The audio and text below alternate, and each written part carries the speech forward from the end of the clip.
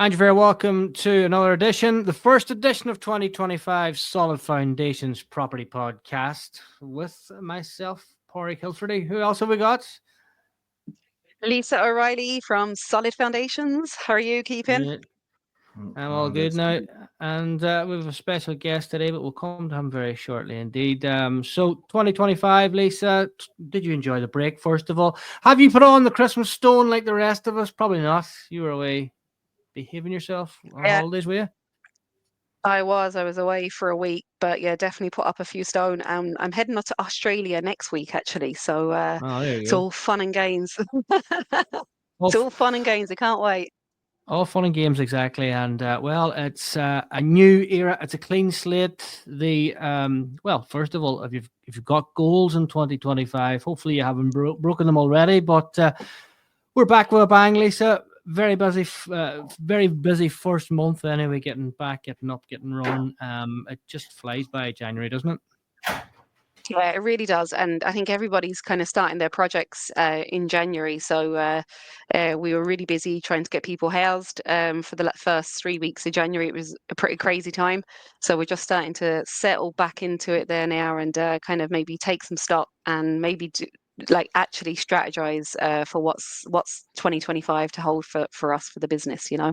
Yes, And how about yourself, strategize. Porrick? Have you? Lovely, Yeah, that's lovely it. big Like, word, strategize. Yeah. No, we're up and running. Yeah. Our second HMO is currently underway. We're at the plastering stage. So whenever you get a bit of plaster, you think, yeah, we're starting to get there. It was great crack getting it over the line, and just good, just to get out of the storm. Suppose we're just after the storm here in Ireland, as well. So Storm Eon or however you pronounce it. No damage, thankfully, but yeah, no, closing in on a couple of more deals. So this year's pipeline looking good. Also just getting back into the raising of finance and working on that, and also the property meets are starting up once again. I was over in England as well. We started off on the 11th of yes. January over Prosperity, a network over in the UK. Some of the guys have, well, one of the guys have been on the podcast so far. So yeah, got me going. Really enjoyed it, Lisa, has to be said. I know it's early in January to do something like that, but I love it because it gets you focused, doesn't it? You were away Yeah, yeah, too. yeah. Yeah, so I did the same. So I'm going back to the UK after about a 2-year break to go over Kevin McDonnell over in the UK there with Progressive Properties. So basically I'm going over to him now once a month just to kind of look, it's great to surround yourself with these people because they're doing it all day Mm. every day and you learn off of people, and so yeah, no, happy to jump on a plane and get some Yeah, knowledge. you learn so much, and you only think you're doing a lot, but you're not really. But no, different markets, and again, it's good to be surrounding yourself with people, like-minded people who are working at that level and trying to get to the next level. But anyway, the first of the Solid Foundations with a huge response throughout the year, loads of downloads, and they love having the guests on. They love having, well, they don't mind listening to us talk nonsense, but we love to get people in the property sector, and there's no better sector than the law end of things. I love getting these guys, and there's one lad, I suppose, Lisa, I've got to know him over the last number of years, and he is a proper property solicitor. We know the benefit of having someone like this because it's like everything in life. Some people dabble in certain sectors. We like to have, and you need to have someone who knows specifically about property investment, because how difficult is it, Lisa, when you have one end trying to deal with the other end, and the other end don't have a bloody clue what you're on about, and you're trying to get a deal together. So I'm delighted to say we've Will Wilson. He's head of conveyancing for Lacey Solicitors. Will, how are you? You're very welcome to the first edition of the Solid Foundations Property Podcast, and hopefully you haven't put on the Christmas stone. Well, thanks very much, Pauric. I'm doing well, and I think one stone would be a dream. So it would be the amount I ate over Christmas. To be honest with you. So, well, for our listeners who don't know you, I know you well, obviously. You work along with me at the Northwest Property Meets, and we were doing some deals together and things like that. And but tell our listeners and everyone about your experience in the beautiful world of conveyancing and actually property conveyancing. It's great crack, Will, isn't it? It's crack is an understatement for the way it is. Essentially, I deal with anything, and I've always had a passion for property. But I would deal with any type of deal with property, may it be purchase and sales, from your tenancies, landlord advice, HMOs, serviced accommodation, and then what I'm sure Lisa and yourself will probably want to get into is what I like to call the funky stuff, which would be your more creative thinking ideas, the more specialist changing of the conditions of contracts to suit for delayed completions and like that there. Anything really to do with property, and I'll get involved with it. Just don't come to me if you've got caught speeding. I'd probably get you jail time rather than 3 points. So it. And I suppose on the conversation around solicitors and things like that, and we've been analysing what Will specialises in, and we're going to touch on that very shortly. But your experience down through the years working with solicitors, how have you enjoyed that?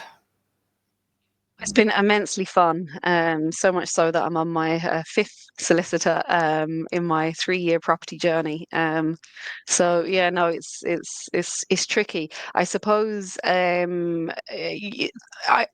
suppose it comes down to kind of like what's usual, and what's usual in the property world is like standard conveyancing. Somebody either has the cash to buy or they have a mortgage lined up, and the seller, it's very, very straightforward conveyancing.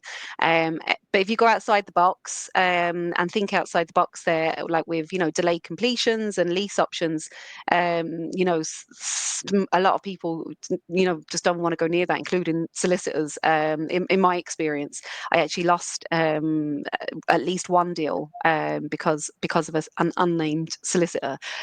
So, William, can you just tell us a little bit more maybe about some of these? We'll get straight into it. Like what is a delayed completion, and when is it best used in your experience, and how can maybe property investors out there use something like this? Well, for property investors, I think the first thing they know is, if you know what the item is, brilliant. If you know what the term is for it, brilliant. But when you're trying to sell that as a deal to the person you're buying off, don't use terminology. It's like Chinese whispers again. Up here, it's like they tell their solicitor that, and it's not just say what the deal is, what the idea is, what delayed completion is. You're going to buy the property, you're in contract to buy the property, but there's a period of time in which it's an extended period of time between you're in contract and you actually own the property. And sometimes you go into the property and you maybe would enter into the property to do certain works. The big one in Northern Ireland is the EPC rating for a buy to let needs to be a minimum rating of E. So if you find a property that is getting an F rating, get into contract. The EPC will tell you it may be loft insulation, it may be changing light bulbs, whatever it is, and then get into contract, delay completion, ask them you want to go in, get an updated EPC once you've done the simple works to get up to an E, and then you'll be able to buy the property, get your mortgage in the property, but they're tied to selling the property. Okay, so is this a case? So that's one reason why you choose an EDC is to maybe do some work on the property. Would just say if you wanted that delayed period to be longer than just changing a couple of light bulbs, and you might want it to go on for maybe 6 months. Does the stamp duty and all that, when does that become payable? Is it at the time when the contract is closed, or when the payment is actually made? So the stamp duty, well, obviously you have to caveat, you have to look after yourself. So when it comes to stamp duty, always speak to an accountant. I'll throw that in there. But no, so I'll take an example here in Northern Ireland. The budget come out there, and on the day of the budget, the stamp duty, if you weren't in contract, on the day of the budget come out, you paid the higher rate. See that when you complete it. So it was more the date of contract was severely important. So if you were in contract on the date of that budget, and you complete it 6 months down the line, your SDLT would have been, if you complete it the day of the budget before that, it would have been the lesser rate. Whereas if you're in contract, but you would have only paid that on the day that you got your keys. When I said about the delay about changing light bulbs, it's not just so changing light bulbs takes 2 seconds. It doesn't take any length of time at all, but you are talking a good 3 to 6 month delay with that type of thing, because you go in, you change your light bulb, but what you need to do then the next week is getting an EPC and energy a rater to go out, get your APC changed. Then you need to get onto your bank again, and you need to get your surveyor out to update the survey and get your mortgage survey out. So it is a good 6 months just to change light bulbs, to change an EPC rating. So 6 months is that's just standard. It's more smaller works. It's easier for a delayed completion. Other reasons, it really depends on it depends on each transaction. What I don't think my clients getting bogged down in is what the deal is. As per se, what do you want to do? Tell me what you want to do, and we will create a deal for you, and we will talk. And suppose just for listeners, like suppose what we're discussing is property investment tactics using structures from a point of view. Very much we'll delve into each individual one. The first one is called delayed completions, just so in case anyone didn't catch that. And let's get into that in a little bit of detail. And a delayed completion, suppose, bring it back a step there. Well, a scenario and a delayed completion obviously is something that you that you see that you think you could do something with, but maybe there's time or there's some situation against you that potentially the individual you're speaking to, the seller or the person who has the property, may consider something like this if it's explained in a way that it benefits all parties. Is that right? Pretty much, yeah.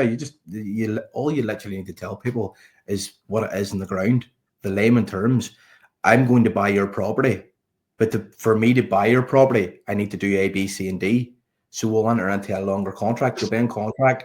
I'm guaranteed to buy it, but I'm not going to give you any money for 6 months down the line. It's really simple. And an example of that, suppose you spot a property, you see that it's potentially on the market, and there could be an issue, a structural issue, or there could be something that's going to take a lot longer than you perceive, but you're still going to buy that property at the end. Now, can you use that, for example, if there is, as I said, first of all, structural issue? That's always something that a deal falls out of place because there's a structural issue. Or if there's Japanese knotwood or something like that takes a number of years to sort, but it can be treated, but it's going to take a year to do that. You can, but if we go into terminology, your delayed completion would be minor works. Okay. Will be I would advise a client that for a minor, like changing light bulbs, like putting insulating in an attic, something where you're not ripping structure away, you're not actually doing works that can devalue the property in any way, that would be a delayed completion. So it'd be, or if you are waiting for a grant of probate, say your funds are coming from somebody that from your great uncle from Canada that's passed away, and the funds are going to come in the next 7 months, you can enter into that deal. The seller has a security that they are going to sell that property, and they're guaranteed to get rid of the property. And it's not just for works; it's also for maybe you waiting on finances. You can get into contracts, so you can. And then so say, let's move on then to say the other creative strategy, William, the option to buy. The difference between an EDC and an option to buy. Why would somebody use an option as opposed to a delayed completion or an EDC? An EDC or a delayed completion is where both parties are in actual contract, a legally binding contract, and nobody can walk away. So that essentially means if you're buying a property, you go into a contract for a delayed completion, whether or not you get your EPC rating up or not, you have to buy the property. No matter what, you are contracted to buy the property. If you breach contract, then there is repercussions. An option essentially gives you the option to buy the property. It gives you the choice to buy the property. So we would couple that with other agreements, like a management agreement, where you've got the option to buy the property, but with a management agreement, you go into the property, you will rip out the kitchen, put in a new kitchen, you rip out a bathroom, put in a new bathroom. And as long as you do it within your time period, you can up the value of the property and buy that property or sell that property onto another person through the option at an agreed price. So you don't actually during the yourself.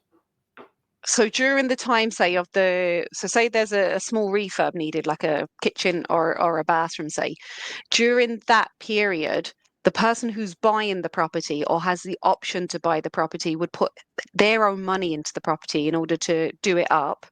And the only reason why they do that, even though they don't own it, is because they have the option to purchase. Essentially, yes, it's because they have the option to purchase, but they've also the option to transfer that option to purchase to a third party. So the way we would normally structure them is an option to purchase.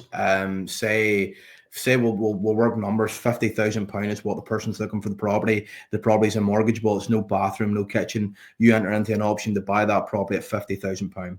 You spend £40,000 per kitchen, bathroom, renovations. The property's now worth 150. That option to purchase means that person can't sell that property to anyone else other than you for £50,000, and anything above that, depending obviously on the option terms, that anything above that is put in your pocket. So you can put that property in the open market, sell it for £150,000, give the £50,000 to the original seller, and then keep the 100 grand. Yeah, And that's yeah. Does that make sense? So there's higher risk with an option agreement. There is higher risk, but that's just one example. The more creative that the person that's buying the property can be, as long as the person selling the property agrees to it, it can be done. So it can be that your limitations are put on the buyer. So they are. Yeah. That's what limits these deals. And on that, I suppose from a property investor point of view, it's another tool in your toolbox. For example, obviously as an investor, you have to go and find the money to do if you're going to go a traditional route. But this is a solution that's very, very seldom spoke about. There is so many properties lying about that people just can't afford to actually do. So options to buy is a real solution there for that. And is that frustrating, Will, from your point of view, to get that message across so that investors or, people can understand how to do this as well? Because there is so many, I think it's 22,000 or something like that in Northern Ireland lying empty. In the south, there's 160 something thousand, I think, is it, Lisa? And maybe there's issues there. People don't have the appetite to do it. People just generally don't want the hassle, and money, and suppose they don't have the wherewithal to do that as well. So maybe a huge option, Lisa, for people to consider. Yeah, for sure. So I tell you about an option that fell through for me. It was someone, an out-of-town investor had a property in, say, my Golden area. They didn't know they were sick of managing this property. So I agreed to buy it. At the time, I thought it was valued at 200. He wasn't from the area. He thought it was valued at 200. So I agreed to his terms, which was 200, in 2 years' time. But in the meantime, in the 2 years' time, I could rent it off of him, like on a rent-to-rent basis. So it's like a lease option. So it was a lease and then an option to purchase. And now, unfortunately, so that was the motivation behind why he wanted to get rid of it. He just wasn't from the area. But the thing that let me down was when I was coming up to draft the agreement, my solicitor said, why would he agree to that? Like, to take that money in 2 years' time? It's obviously going to be worth more in 2 years' time. And I just kind of I let it go. I listened to the solicitor. So that was my failed lease option story. In the end, it ended up being a rent to rent. I did rent it for, I think it was about 18 months in the end, maybe a year, 18 months. But the actual lease option on the end of it fell through because of advice from a solicitor. Essentially, a solicitor, we're not really supposed to give. When it comes to market advice, we look at what we call the folio. We look at the deed and we can see what the property was last purchased at. And yes, if it was purchased within the last 6 months at a significant undervalue compared to what you're selling or you're buying it at, yeah, we can question that. But realistically, if two parties agree to the price, as long as I advise you, look, you're buying this at an under market value, I would ask for a form of title indemnity insurance, or as long as there's another solicitor involved in the other side advising his client that they're selling it, then 2 years time it would be a market value. There's no, where's the risk? That's what you have to ask. That's what business is. Business is they want to get rid of the property. They want a certain amount of money. You want to buy the property, just not yet. And you agree to the money they want it for it. That's, that to me, certain solicitors, it just depends on wording and the likes of that there, and what way they're told. But yeah, I often find that if you're not a specialist in the area and you're maybe running off to court, and it's just like anything else in Ireland, I think, see, if we're not used to it and we're running about and we're doing too many different things and we're not specializing in it, you're scared of it. And if you're scared of it, you're just going to advise against it. So if you understand it, that's why, and that's you can see that in every field, so you can. Yeah. I just and I think a lot. Oh, go on. No, okay. Go ahead, Lacey. You were going to ask Will something just before we close out and move on to lease options, which is another strategy, which is a wee bit easier to understand, really. But fire ahead with your last question there, Lisa, because I'm sure. No, go on. No, go on, work away. No, we talk about lease options, yeah. Yeah, the options to buy, a little bit more creative thinking. The lease option now, I suppose, like if you put it into your head, like leasing a car, it's similar, but there's aspects at the end of the lease you can lease to buy. Obviously, isn't that correct, Will? It's essentially basically where you nearly running into it. To put it in layman terms, you're renting the property out, CR, for a period of time. And then after, say, for a term of 2 years, and at the end of the term 2 years, you have a set price you have agreed where you can buy the property for that price. It sounds simple. When you break it down like that, it is simple. Now, the paperwork behind it's not simple. The contracts, the documentation is not simple. But really, that's what it is. It's where you rent the property out for 2 years, and at the end of the 2 years, you have the option to buy the property.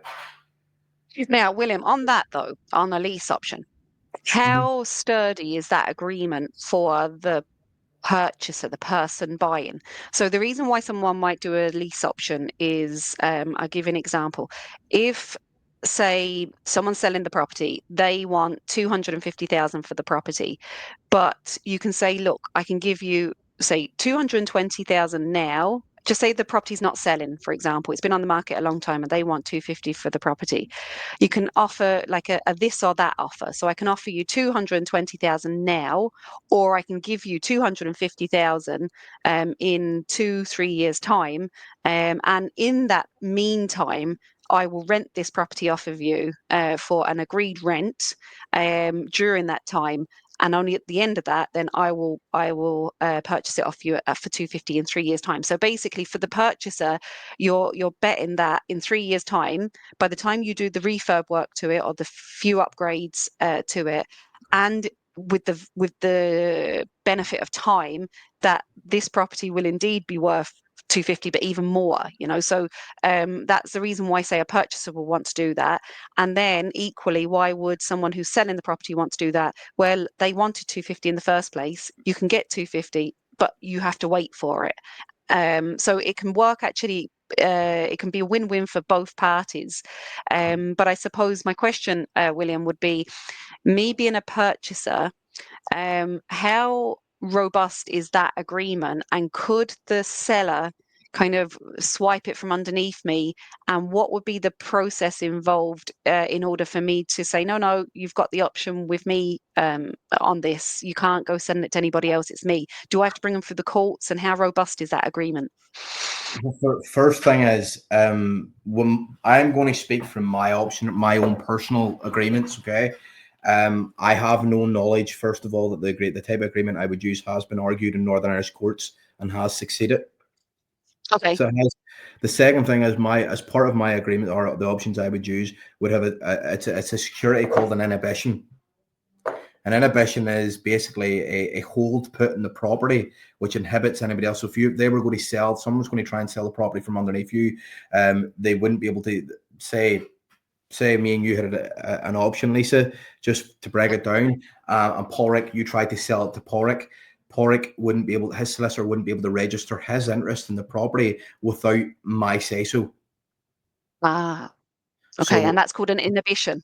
it's an inhibition. So lenders, HSBC, Kensington, the big commercial lender, they have inhibitions on the property. Lenders often put an inhibition on the property. It essentially inhibits you from doing anything with the title of the property or register anything with the title of the property without consent of the holder of that inhibition. To try and put it in as layman terms as I can. And that's one of the securities that's in the document.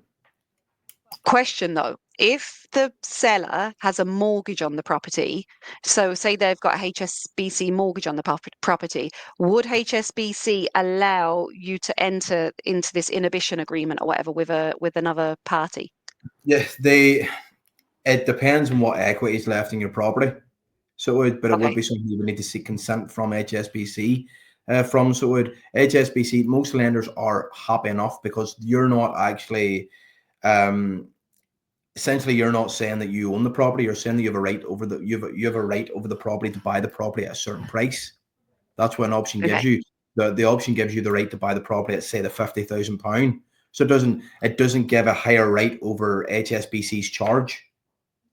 Under the option agreement, it would always state that once the option amount, say the £50,000 was given to the seller would have an obligation to discharge all mortgages and charges and any other monetary debts against the property out of that £50,000. So once the solicitor actually read the full option, they would understand that yes, you have a right to buy the property at 50 grand, but out of that 50 grand, HSBC are guaranteed their money. Okay, I get you. Yeah, that makes sense. Yeah. Anything else, Pauric? Any other options? Yeah, I suppose it's a first for us on the Solid Foundations Property Podcast. It is this creative strategy, creative management as such. Well, and it is it's complex, but it's not if you know how to you actually know how to approach it in so many ways. Yeah, when you're buying a property in Northern Ireland, it's a contractual agreement, so it is. And some of the contract, just for clarification, you can do this in Southern Ireland, or is there a different, obviously a different jurisdiction? You can do it in every jurisdiction around the world. My experience is only in Northern Ireland because that's where I'm based at the minute, and but I know it's just a matter of changing conditions in a contract. It's just another contract changing the general conditions of sale. There's certain conditions you can't change, and it's just adding to it. As long as you stick to the base foundation of there's a completion date, there's consideration, and there is conditions, and the main conditions of, i.e. the property certificates and the title is okay. You're not jeopardizing. You're not jeopardizing the person that's the buying the property. You're not jeopardizing the person selling the property. It does get complex in that aspect of it, but really, it's simple. You're doing the same thing that you would be doing in a standard conveyance, just adding a wee layer to it, Sierra. Just saying, right, okay, I'm buying the property. Yes, I'm buying the property, but I'm not going to buy it in 12 weeks. I'm going to buy it for 3 years. Still have to buy it, or still get the chance to buy it, or I'm going to rent the property out. How many tenants have actually bought the properties off their landlords? It's actually Northern Ireland Housing Executive are able to in Northern Ireland, they actually have a scheme where they can give a discount based on that, where their tenants, if they're there long enough, are able to buy off the Northern Ireland Housing Executive. So there's nothing wrong with the landlord. So you basically becoming a tenant and then buying the property and having that option to buy the property. It's just the way it's worded and the way the agreement's placed and the way that the way that the buyer and the seller communicate that to the solicitors, so that in my opinion, that too many words, too much terminology is used. So then that there would maybe scare a solicitor that's not as au fait with these likes of agreements.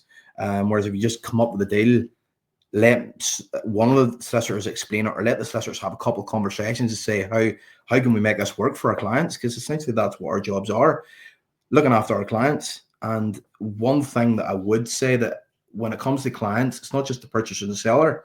Lenders are also our clients. So if you've got a mortgage and seller, and you've got a mortgage with, like, say, HSBC, we'll use them again. We actually have to represent HSBC and their interests in this. as well. And it seems we are buying a property, it's dual representation. We have to actually represent the lender, HSBC, when we're buying a property, as their interest protected, and their interest, the lender's interest, always supersedes that of the personal identity, or the vendor, the seller, may it be a company, may it be a personal entity. Yeah. Yeah. And another one, William, like another kind of creative strategy that I've used there last year actually was a bit of vendor finance. So it was a case where it was a big house. There was a mortgage on the property. It was elderly person, and this person couldn't keep up with the mortgage repayments. It was going to get kind of, being forced to sell, repossessed. So there was there was maybe 100 grand of equity in the property. So I took the equity. I basically got a loan for the lower amount in order to pay back their mortgage. But the last little bit was contingent on like a condition being fulfilled, and the condition was I was going to put this person up in the granny flat for a number of years. So yeah, there was an element of vendor finance there. So have you have many cases where you've done vendor finance or helped a client get vendor finance? But very few. Often, in my experience, it would result in us looking for a second charge or a aggressive charge, because really vendor finances, you have to being given equity for a period of time of the property, and I need to protect my client's equity in that aspect. Normally, I would ask for first charge, like a first charge is nearly like your mortgage company a charge in the property. Similar to the innovation, except for stronger, just so that if anybody doesn't understand that. And it really depends on the financial aspect of it. So it does, and how much, if it's £100,000, you would be saying to your client, like, are you wise giving, £100,000 to someone that you barely know? They said they're going to do this thing, you would need some form of security to get that back again. So you would, that was my experience, that was my personal experience on it. So I have the easiest deals for me are deals which clients are basically buying the full property at £250,000. I've got one there at the minute, it's £250,000, and the seller is basically gifting the full equity of £250,000 to the buyer. So the buyer's going to become the registered owner. No cash is going to exchange hands. They're going to have a first charge mortgage of 250 grand on the property. And he's going to go straight in, do works. He's going to pay stamp, all that due, become the registered owner. And then when he goes to refinance it, he's going to repay the 250 back to the person that actually owned the property. Yeah, so that is pure vendor finance, right? And that and in that period, is the purchaser paying an interest rate to the owner, the previous owner of the property, or just what was the kind of the reason why that happened, say, in that particular deal? So the two deals at the minute, one's 250, the 250, and there's no interest payments at all. The second deal I've got is about 400, and there is a bit of vendor finance in that one involved, and there is an interim payment of a percentage per month of, so basically it's like 250 grand, and then you're an interest payment of 8%, and that 8% is paid monthly. So it is, and it's essentially because both properties have been sitting on the open market for more than 2 years. They're not moving these properties. The sellers can't get rid of them. They're getting the money they want for them. They've got their security, and they're getting a wee bit of money over the top because for the delay in that happening. And these people are going to renovating the works and renovating the properties and promising the money and the return back at the end of the deal. Yeah. There's a good few kind of baby boomers out there, I suppose, at the moment who are looking to kind of maybe offload some of their portfolio, like if they have a small portfolio, to offload their portfolio. And that could actually work really well for, say, if they don't want to wait to sell properties individually, and it's a portfolio sale, couldn't it? I could, yeah. You could buy 10 properties in one go, and you could be paying them off over the 10 years. You could buy a property a year, but then you could be claiming the rents from them. Yeah, so there's definitely a way around that. And also, again, speak to an accountant, speak to financial planner. But there's definitely inheritance tax. Help with inheritance tax. There's help with tax issues.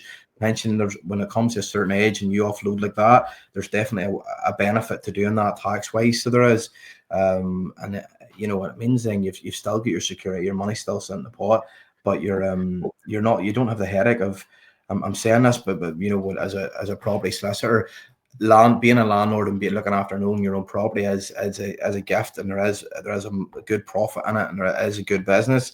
But at the same time, when you get to a certain age, when it comes to, as you say, the baby boomers, it becomes a headache, and they don't know what to do with it. So it gets rid of that headache for them, but they still have the money coming in, they still have the cash flow, and they still have every, say, year that generation of the 200, 100,000 pounds coming in. It definitely is creative thinking. I just think that, we just, if we thought more creatively, and we just, communication in the conveyancing process is key. And the more we communicate about it, and the more you talk about it with your solicitor, and talk about it with the vendor, and both solicitors talk about it, the easier it is to create a deal that will suit all parties. Yeah, for sure. So, William, I was asking you this before we came on air. You're based in Belfast, in Northern Ireland. So, have you aspirations? Have you any plans? Have you to come down to the south of Ireland to operate, or what way are you thinking? Well, the firm I'm in, Lacey Solicitors, are they're highly renowned in Dublin. So we have a Dublin office. So we are both dual qualified. So I will be qualified in Dublin and down south in the next coming maybe this year. Brilliant. A few courses down south, and I'm just wanting to try and ensure that I've got a good grasp of the market, because even though we are a field of a difference between Northern Ireland and Ireland, it's the legislation, the laws are different, so they are, and the processes are completely different. But it's getting a hang of that. And once I've got a proper grasp on that, there I will be coming down to annoy everybody down south. But it's great having a company, though, that has a base in Belfast and also in Dublin, because, often, as you said, there is only a field between us, and often, there could be a portfolio that could be kind of cross-border, so it's great to have a firm that can kind of, you've got expertise in both sides, so it's brilliant.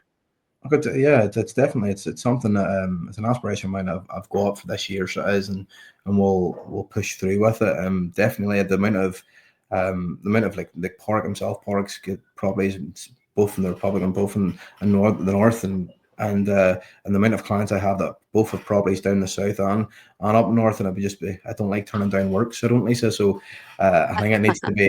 I need to sort that out so that I can always say yes when it comes to taking on the new cases. No better man than well. And suppose, as I say, I work with very find them always very straightforward to work with.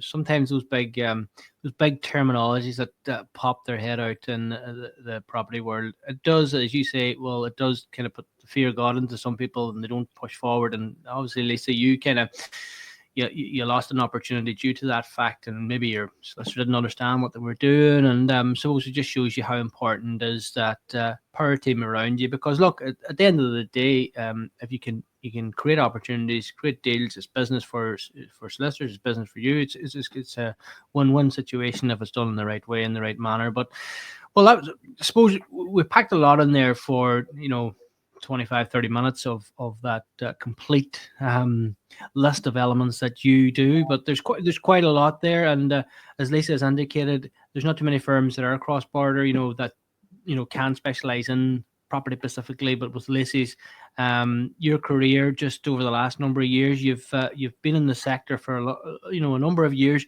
And do you feel that your particular offering to the market at the minute now, it's a lot different than the traditional? I wouldn't. No, I think yes, in the aspect the traditional solicitor is a general practitioner, in which you go to court in the morning, you do criminal, you do civil, you do matrimonial, you do property. But now, over the last 10 years, you can see that, especially in Northern Ireland and the south more so, everybody has started to specialise more.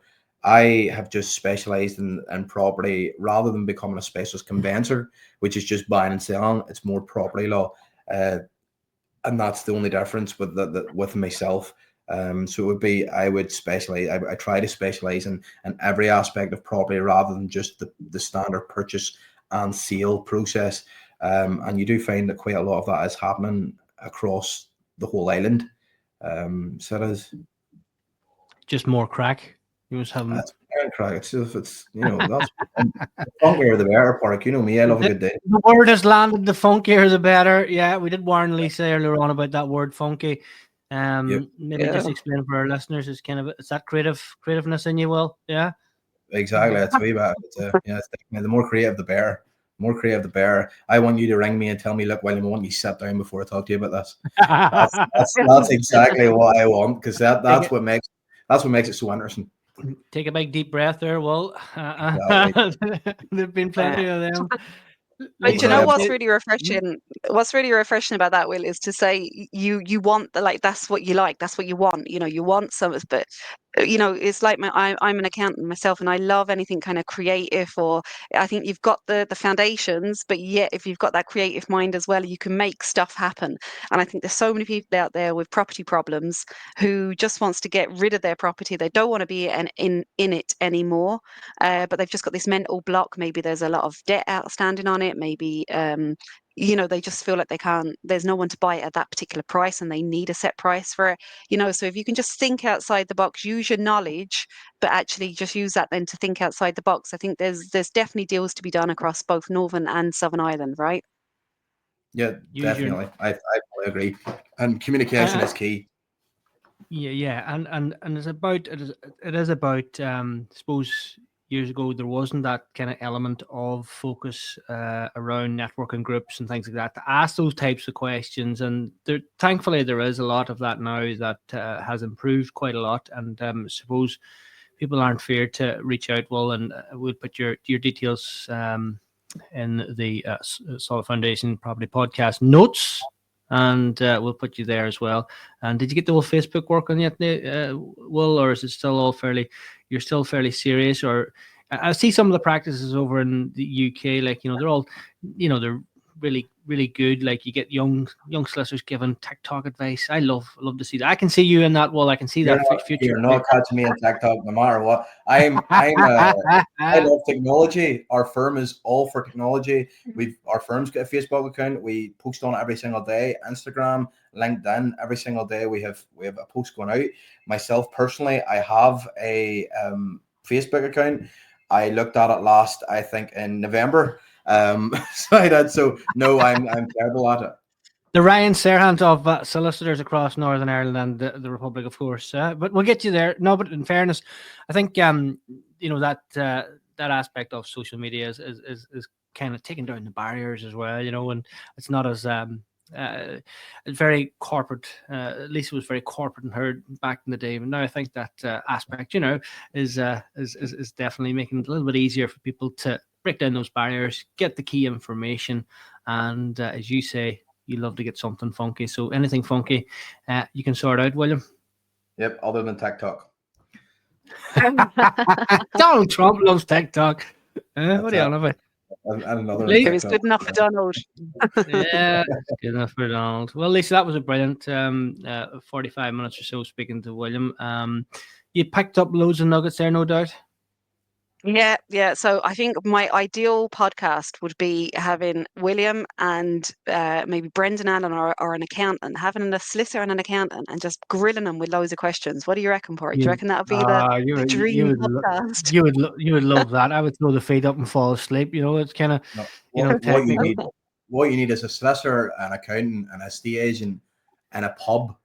Video 5 pints of Guinness in and 6 pints of Guinness in, and then see what actually we talk about. Yeah, absolutely. That's a bit more like it. You get great crack. Yeah. You just tax. You just roll your eyes again. Go, jeez. Irish people love tax. They love talking about it. Just hit paying it. That's the only thing you're not to pay it. Brendan's good at telling you that, isn't he, Lisa? Yeah, no, he surely is. Yeah. No, he's brilliant. It was really good, William, and it's great to see kind of, people have this kind of thing. Oh, geez, you can't say this to a solicitor, but having people like you come on, like young solicitor who's eager for the kind of, to educate people, to tell people that there's more ways than the standard way of doing things. It's really good and it's really refreshing. And when you come down to Dublin, we'll get you into a property network, and you can help promote your business there then as well, William. That'd be great. He's the only solicitor. He's the only solicitor that's on WhatsApp, I have to say as well. Pauric, now we'll not talk about your voice notes. Come on now. We'll not get into that. Let's record it after all. It's been the first edition of the 2025 Property Podcast. As per usual, we came out of the block fantastically fast with the one and only William Wilson. Head over to his website, laceysolicitors.co.uk or .com. Is it, William? What have we got? .com. Got it right. Check out the socials. You can find him there. Lisa, you got to get your goals right. You got to get your hang on a second. You're not a teacher, are you by any chance? Because the amount of holidays you get every year, my wife's going to kill me whenever I say this. You're away again to Australia. Before we let you go, you're away again. You're only back half an hour and you're going again, huh? Yeah, no, look, I was in the corporate world for many, many years. And the one thing I used to hate when I was in the corporate world was having to go to my boss and say, please, can I take a holiday, and request holidays. So when I gave it all up 3 years ago to get into property, this was my number one, was to go on however many holidays I can go on without asking permission from anyone. So I'm not going to apologize to anyone. I can't wait.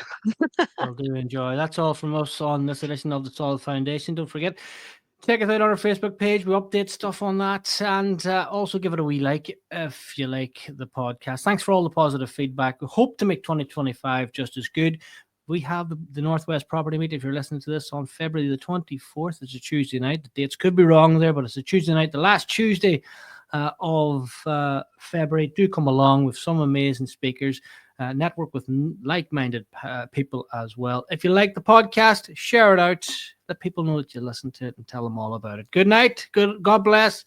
Enjoy the weekend if you're listening to the weekend. If you're driving to work, enjoy work wherever you're listening. Thank you very much. And we'll talk to you on next month's edition.